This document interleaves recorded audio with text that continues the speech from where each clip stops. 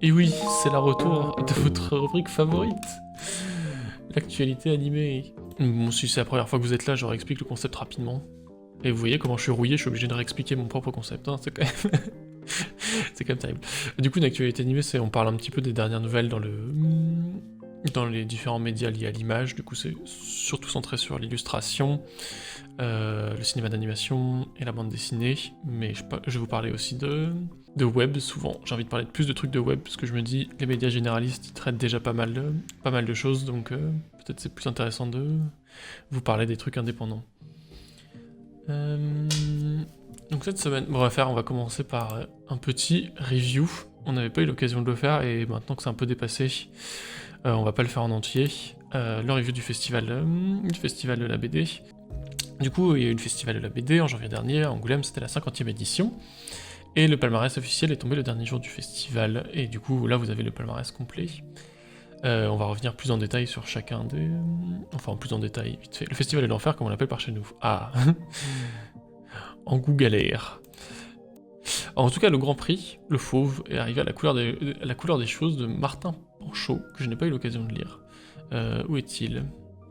Est-ce que je l'ai en grand? Je ne l'ai pas mis en grand, j'ai très mal fait mon travail. Bon bah c'est celui tout en droite, donc La couleur des choses, le Grand Prix, qui est une BD qui a fait un petit peu débat, parce que c'est une BD dont l'intérieur est très particulier. Il n'y a plus de cases, il n'y a plus de narration, c'est des descriptions d'objets, de lieux et d'espaces qui font une micro-narration, donc c'est un peu un renouvellement de la narration moderne. Je ne l'ai pas vu, donc je ne peux pas attester de sa qualité ou sa mauvaise qualité, mais je sais qu'il y a eu beaucoup de discussions.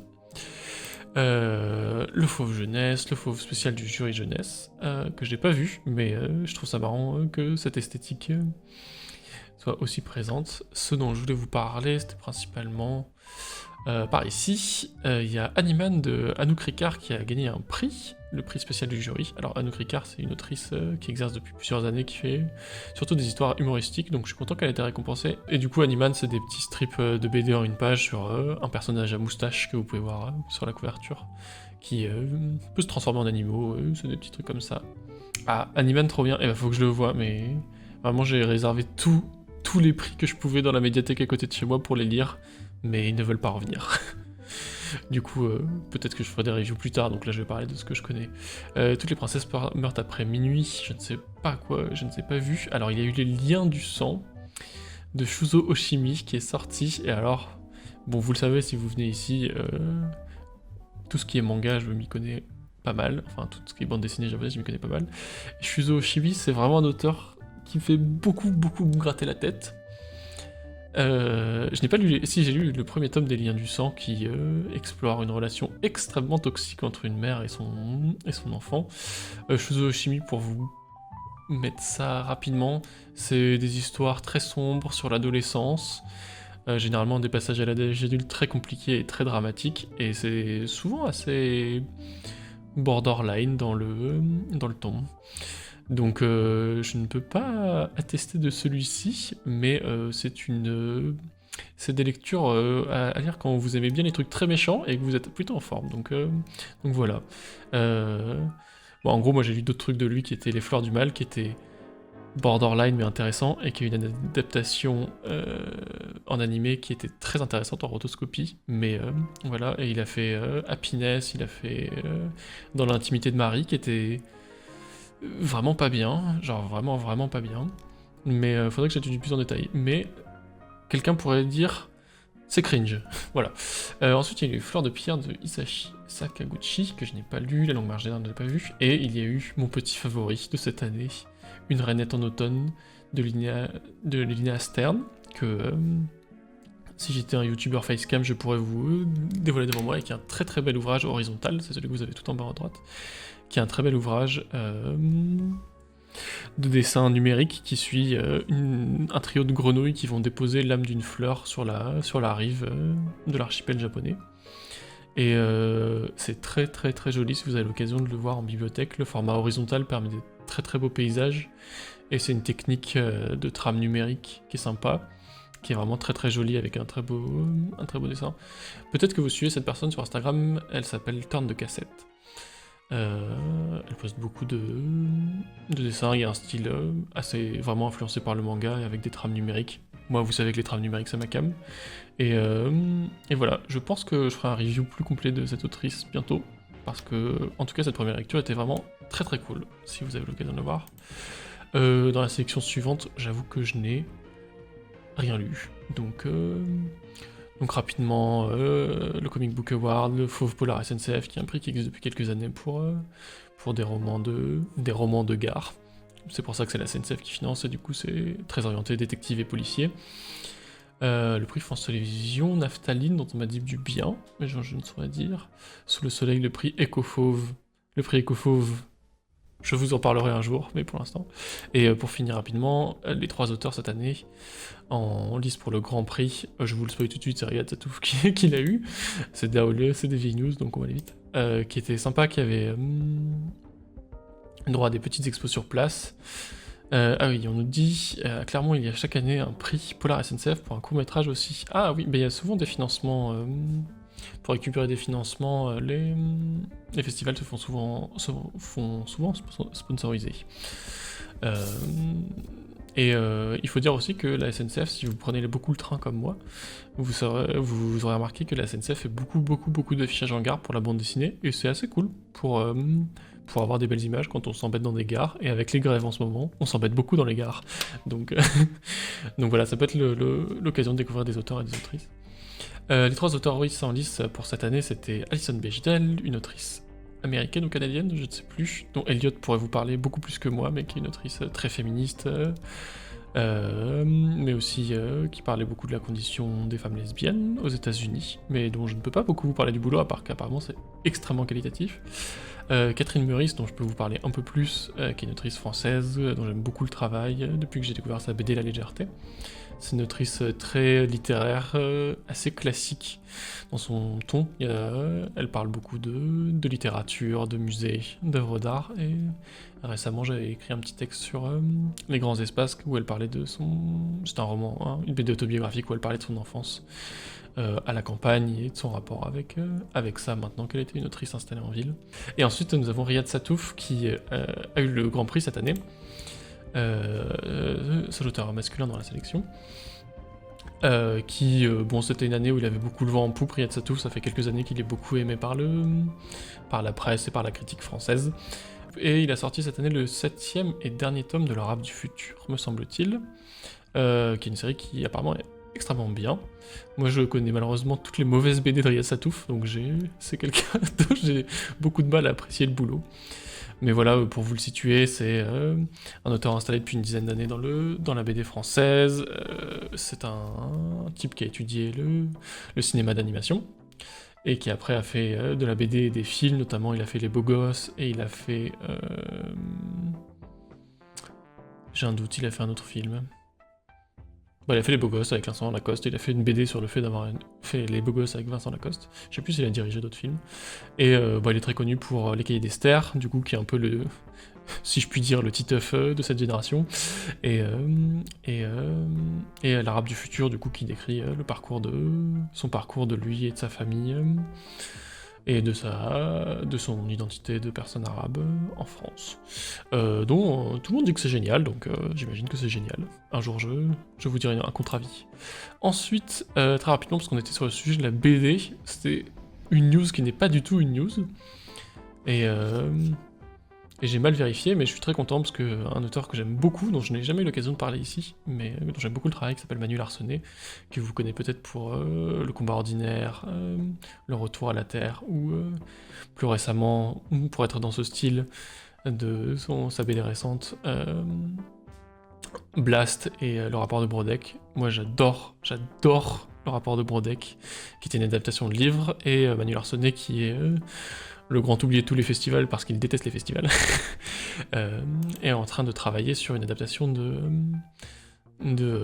Cormac McCarthy, La Route. Du coup, Cormac McCarthy, La Route, c'est un peu le roman de post-apocalyptique qui les a tous créés. Si vous avez vu Les Fils de l'Homme, si vous regardez The Last of Us en ce moment, sachez que tout ça, ça vient de La Route, qui est l'histoire... dans une Amérique enfin dans une Amérique, sur un continent en ruine post-apocalyptique d'un père et son fils, et ce qu'il essaie de lui transmettre pour qu'il survive dans ce monde très très dur.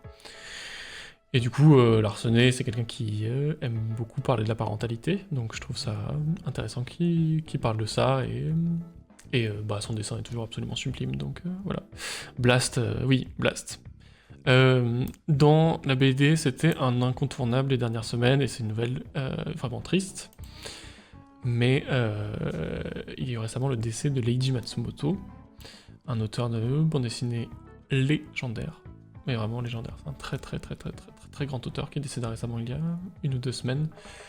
Du coup, Leiji Matsumoto, qui était un grand auteur de manga, notamment connu pour ses travaux en science-fiction avec Capitaine Harlock, Albator en France, Galaxy Express 999 et Battleship Yamato, qui sont 3 grands récits de science-fiction des années 70-80. Moi, je connais son travail un peu par extension. Je vous avais parlé en novembre dernier aux Utopiales, j'avais pu découvrir les adaptations en film des Galaxy Express qui avaient été réalisées par Intaro et qui étaient vraiment très chouettes. C'est quelqu'un qui est connu pour son univers très poétique et humaniste à l'ancienne, d'exploration qu'est-ce que c'est que vivre dans un très grand espace. Il est connu pour son style graphique et la mélancolie qu'il a apporté à ses univers. Donc en France, il est spécialement connu pour Albator, Capitaine Harlock, et pour plus récemment... je l'ai vu... Ah, Louis, tu l'as vu? Je l'ai vu au Festival de la BD en 2013, il était l'invité d'honneur, les conférences et masterclass étaient super intéressantes.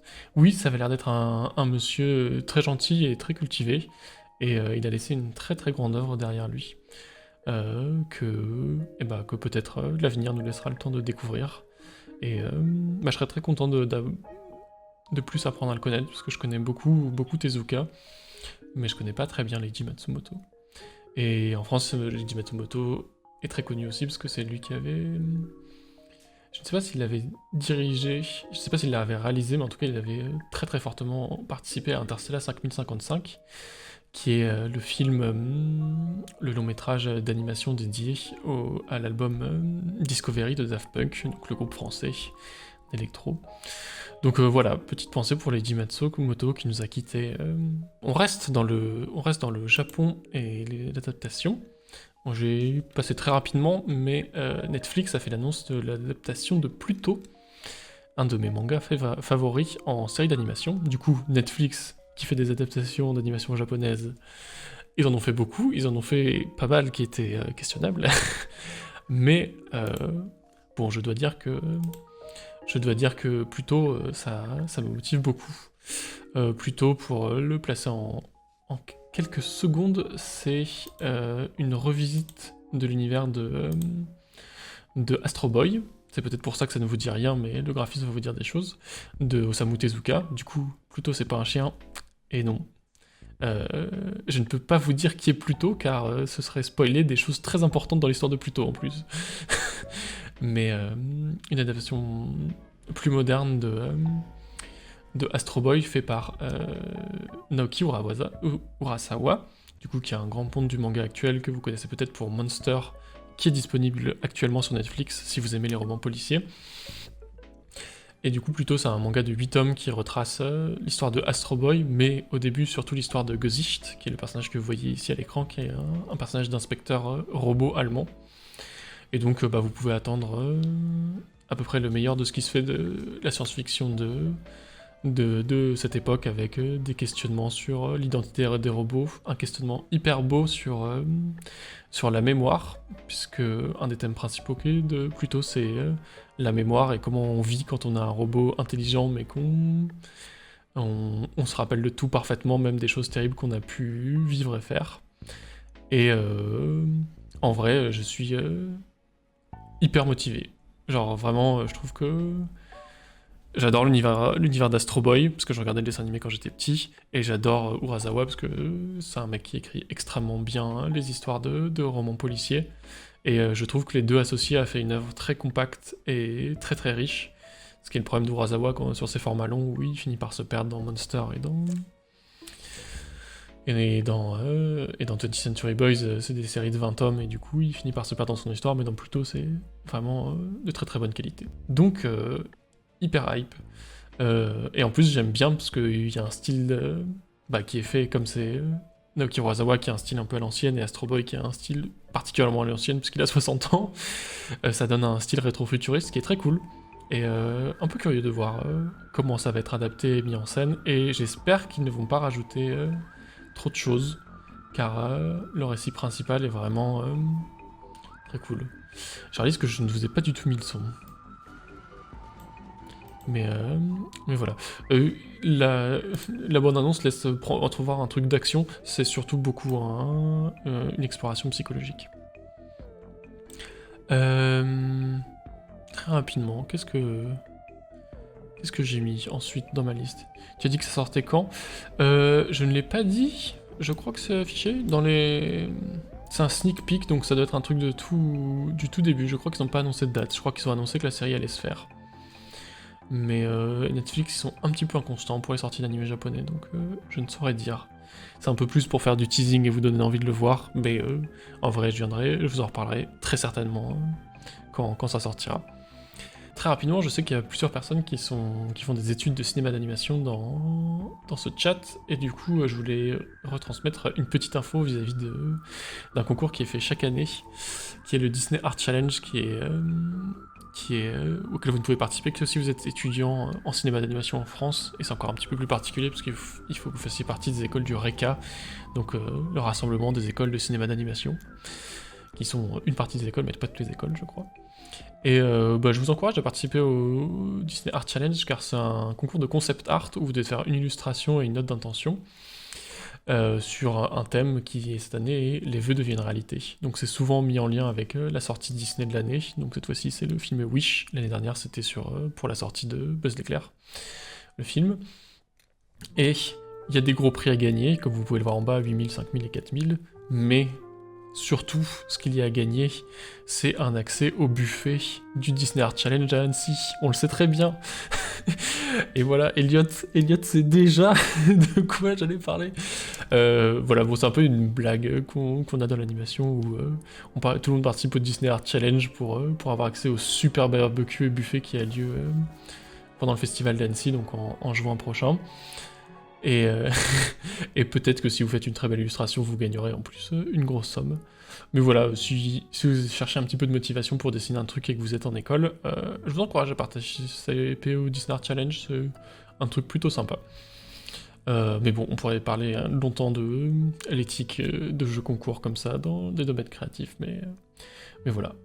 Et tout petit teasing, je vous en reparlerai un petit peu plus tard, mais d'un autre artiste que j'aime bien qui s'appelle Joel G, qui a teasé un jeu vidéo qui m'intéresse beaucoup, je vais vous montrer les images, ça vous parlera un peu plus, mais à la base c'est un animateur et concepteur de jeux vidéo, je crois, Joel G, qui a bossé sur YouTube et qui s'est créé, 2D Animation, qui a créé beaucoup de fiction d'animation sur internet, et bon, le style va vous parler ou pas du tout vous parler, mais moi il me parle pas mal. C'est du style très Tumblr, DeviantArt, mélange de style web, et après une série qui s'appelle Ena qui a beaucoup fonctionné sur internet, donc vous pouvez voir les 4 épisodes qui sont ici. Vous pouvez aussi voir que ça augmente, ça passe de 2 minutes à 5 minutes à 17 minutes, qui a un mélange de styles très intéressant qu'en vrai on trouve que sur internet tellement c'est expérimental, ou dans quelques rares projets d'animation. Et du coup, cette série, qui n'en est pas vraiment une, sur son personnage principal original, va être adaptée sur la forme de jeux vidéo, et je vais couper la musique Nintendo pour que vous puissiez voir la musique de Ena. C'est un projet que je suis un peu depuis le début, parce que c'est un projet dont on discute beaucoup sur le web pour ses avancées esthétiques, et surtout ça tombe pile dans beaucoup de références que j'ai moi-même, qui sont de la 2D faussement abîmée, du mysticisme, de l'esthétique et des dessins, des jeux vidéo début 2000. Et vraiment, le trailer m'a beaucoup hypé. Alors je pense que ce sera un peu à la manière de jeux auxquels on a pu jouer précédemment, comme Hylix ou des jeux RPG Maker. il y aura des recherches visuelles absolument folles. Je pense que, et ma théorie ce sera que le jeu sera nul. Mais c'est très Leonardo DiCaprio. Oh, coucou Mathéo. Tu arrives au moment où on parle d'animation expérimentale web. J'espère que ça vous parlera. Ça me fait hyper penser à Utena, cette scène, par exemple. Oui, c'est hyper Léo Carnocor, hein. Là, vous êtes pas... Vous pouvez pas faire beaucoup plus Léo Carnocor. Des OC sur internet qui deviennent... enfin, des original caractères qui deviennent des séries, qui deviennent des jeux vidéo.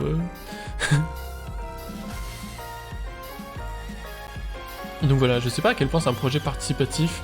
Là, je pense que c'est une référence directe au vieux Zelda sur Master System. Donc voilà, un peu motivé. Si vous aimez bien l'esthétique, je vous invite du coup à aller sur la chaîne YouTube de Joel J où il y a plusieurs épisodes de Ena. C'est des univers très surréalistes étranges, donc peut-être que ça vous plaira.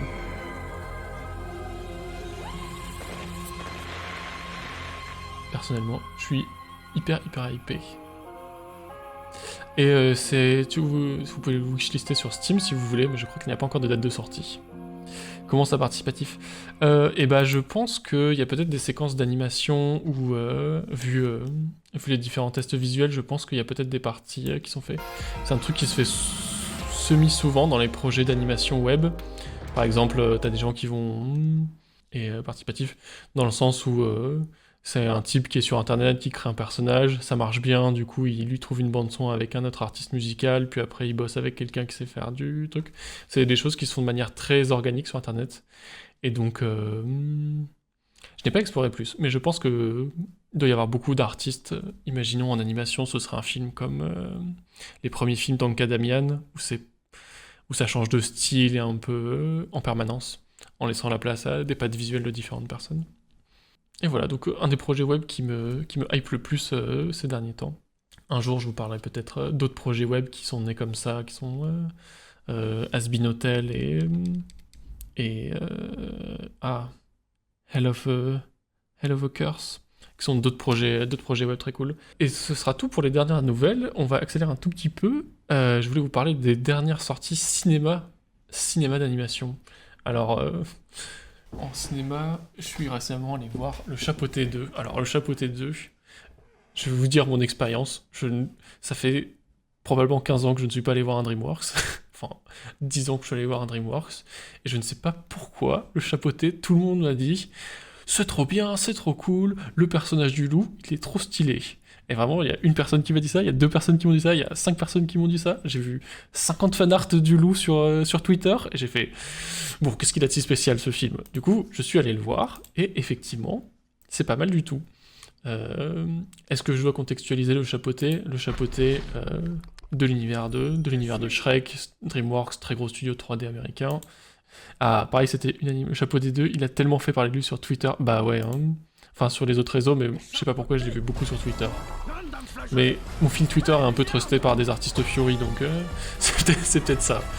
J'étais très surpris quand j'ai vu Nagabe, une autrice japonaise que j'aime bien, qui a fait l'enfant le maudit faire des fanarts, et je me suis dit, il y a un truc qui se passe.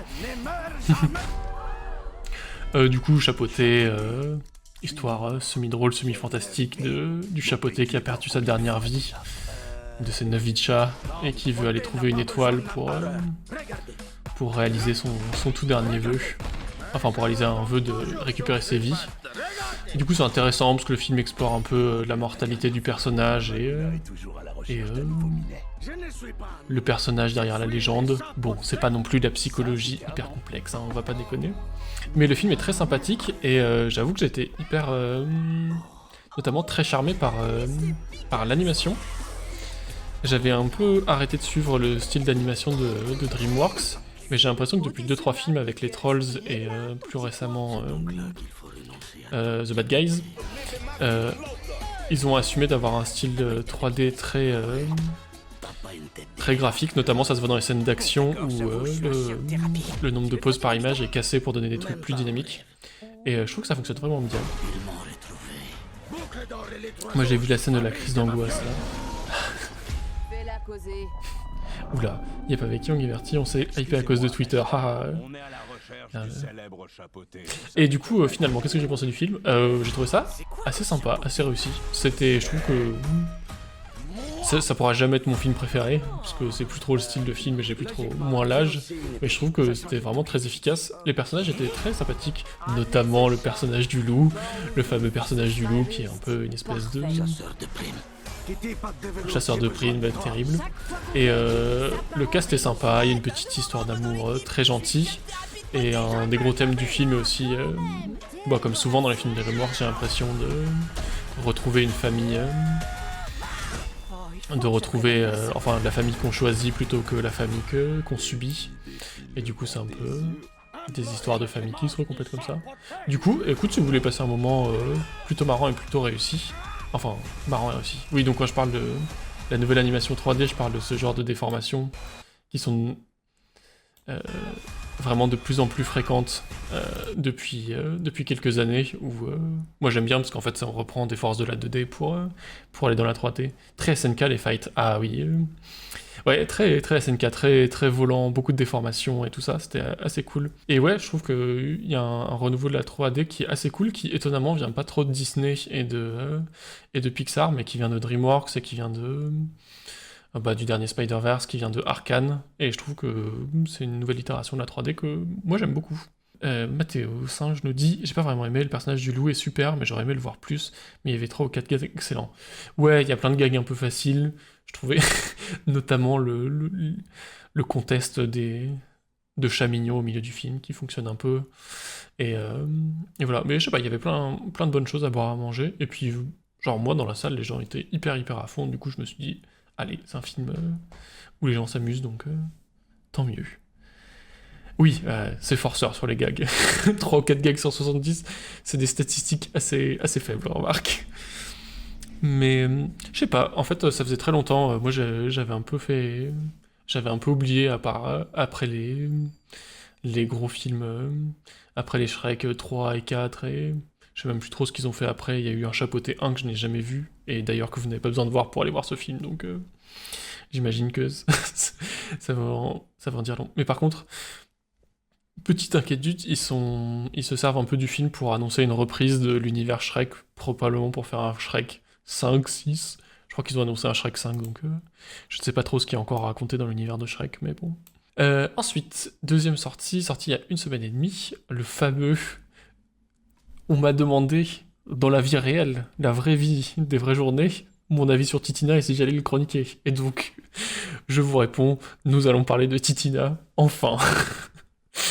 Le fameux, le film de tout, de toutes les interrogations. Est-ce que Titina, c'est bien le chien? Vous savez que j'ai beaucoup réfléchi parce que j'ai beaucoup pensé au chien depuis 2-3 jours. Ses oreilles me dégoûtent. Et je me suis dit, peut-être que un des prochains jeux qu'on pourra faire sur ce stream, c'est faire un classement des chiens d'animation les plus stylés de tous les temps. J'en connais quelques-uns qui seraient placés très haut et quelques-uns qui seraient placés très bas. Je dirais que Titina, en termes de design, serait plutôt dans le bas du panier. Bon, je vous montre quelques images de Titina, mais TLDR, les chara-design c'est moche, mais c'est bien animé. Du coup, Titina, de quoi ça parle? Ça parle de Titina, le chien d'un ingénieur italien qui conçoit le ballon qui permet d'aller au pôle Nord pour la première fois dans les années 30. On met en cause mon intégrité sur le concours du meilleur chien d'animation? Je ne pense pas. Et du coup, Titina, j'étais assez surpris. En vrai, j'ai vu, comme vous êtes en train de le voir, la bande-annonce, et je me suis dit, Dieu que les designs des personnages sont moches. J'en ai marre d'Astérix. Je ne veux plus des oreilles comme ça, et je ne veux plus des nez comme ça, et je ne veux pas ce petit chien boudiné qui est Titina. Mais en fait, en voyant le film, je me suis dit, waouh, c'est bien animé. Genre vraiment, il y a beaucoup de choses qui sont bien animées. Et je vais faire des petits arrêts sur image. Vous voyez par exemple ce plan-ci, c'est animé avec un trait qui est ultra fin, alors qu'en animation on a tendance à plus jouer sur le plein et le délié, parce que ça permet de suggérer plus de choses. Là c'est un dessin qui est très stylé. Mais bon, mais du coup visuellement en fait j'étais très satisfait par... Il y a des très jolis FX comme ça, notamment d'eau, de ciel, d'aurore boréale, de nuages, et étonnamment le film a des passages musicaux, genre...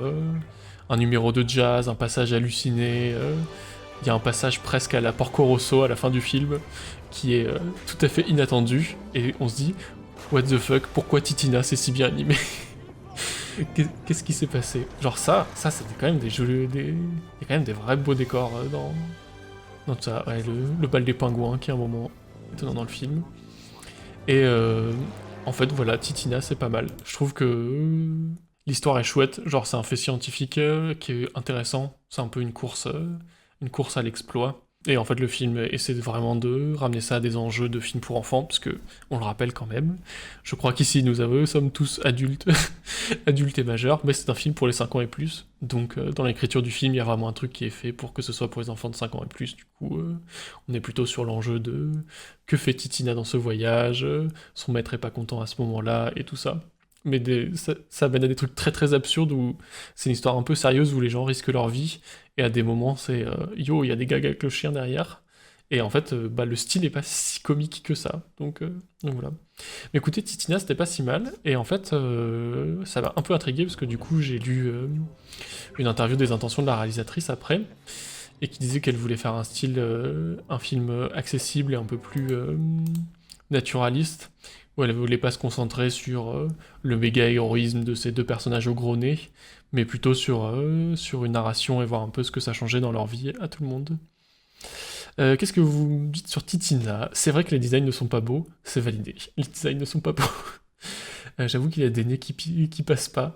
C'est vraiment comme choix, le style fait vieillot. Oui, en fait, le style fait hyper vieillot, et je me suis dit, qu'est-ce qui passe pas? Et vraiment, mon esprit a rembobiner, rembobiner, rembobiner, et vraiment, ça s'est arrêté sur les triplettes de Belleville et Sylvain Chomet, qui a en fait cette même patine jaunâtre, ces mêmes personnages au visage très marqué, un peu caricaturaux, mais comme il a un trait hyper joli, et que c'est très très bien animé, hein, quand même les triplettes de Belleville, et que ça assume beaucoup plus le côté caricatural, bah, les triplettes de Belleville, c'est trop beau.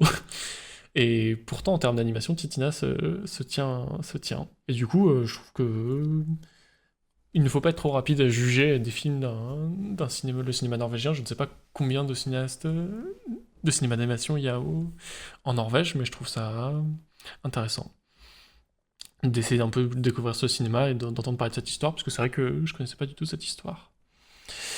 La coloc de Elliot nous dit on dirait les films que l'école primaire nous envoyait voir. Bah, je pense que ça aura un vrai succès avec les enfants, parce que c'est un film.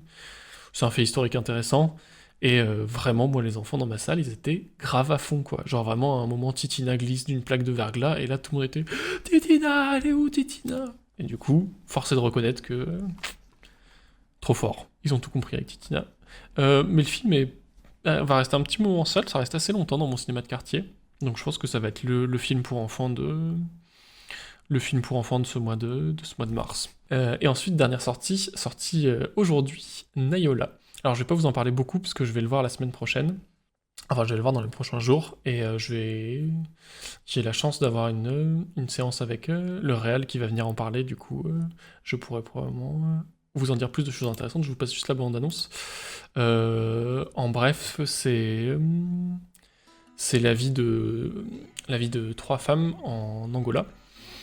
C'est de trois femmes et surtout de trois filles, c'est d'une famille, la grand-mère, la mère et la petite fille, et comment elles traversent le siècle, et leurs différentes expériences de l'Angola à différentes époques, et notamment de la guerre qui a ravagé le pays. Le style graphique me plaît beaucoup, j'aime bien ces gros traits noirs très épais, au pinceau, et j'étais surpris, mais le film va être diffusé en France en version originale qui est la... Ah, je l'ai perdu. En langue... la langue... Ah, je vais pas le dire. Mais en VO. Le film a été fait par un studio portugais. C'est une collaboration Portugal, France, Belgique, il me semble. Mais contrairement à d'autres films comme par exemple Funan ou d'autres films où on se tape malheureusement en VF, là c'est trop cool d'avoir une version originale en France. Il y a un mélange de 2D et 3D. C'est de la 3D rendue 2D, et les décors sont faits en 2D numérique, j'ai l'impression. Mais tous les personnages sont en 3D. Il y a juste un effet cel shading dessus pour avoir des beaux contours. Mais je pense qu'il y a des FX qui doivent être faits en 2D aussi. C'est plutôt un film pour adultes, hein, évidemment. Ça parle de la guerre, ça parle de témoignages. Et il y a des passages 2D. Voilà. Je n'ai pas eu mon dossier. Mais en vrai, vraiment intéressé. Du coup, je vous dirai la semaine prochaine si ça vaut le coup. Voilà, c'est à peu près tout pour les actualités de cette semaine. J'espère que ça vous a fait un review un petit peu complet. J'aime beaucoup plus que Titina. Je comprends pas. Franchement, je comprends pas.